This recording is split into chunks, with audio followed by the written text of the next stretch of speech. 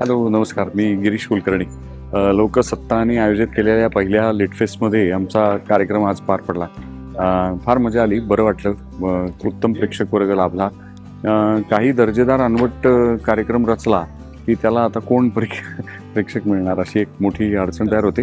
तर ही लिटफेस्ट म्हणजे तसं तर आता सगळीकडे उत्सवीच वातावरण आहे. सारखेच उत्सव आम्ही करत असतो, परंतु ह्याच्यात खूप फरक आहे. इथे काहीतरी एक सांस्कृतिक आमच्यामध्ये काय म्हणूया रुजवात व्हावी म्हणूनचा केलेला अत्यंत गंभीर प्रयत्न आहे आणि त्यामुळे या प्रयत्नाचा आपणही भाग व्हावं, त्याच्यात सहभागी असावं यासारखं भाग्य नाही. आम्हाला इथे बोलवलं त्याबद्दल लोकसत्तेचे खूप खूप आभार.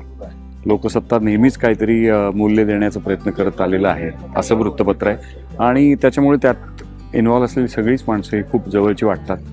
त्यांनी अगत्याने आम्हाला इथे बोलवलं आणि प्रेक्षक सुद्धा सुदैवानं इतका जरासा जडच म्हणायचा असा कार्यक्रम आहे, परंतु तरीसुद्धा खूप उत्तम प्रतिसाद मिळाला आणि त्यामुळे बरं वाटलं.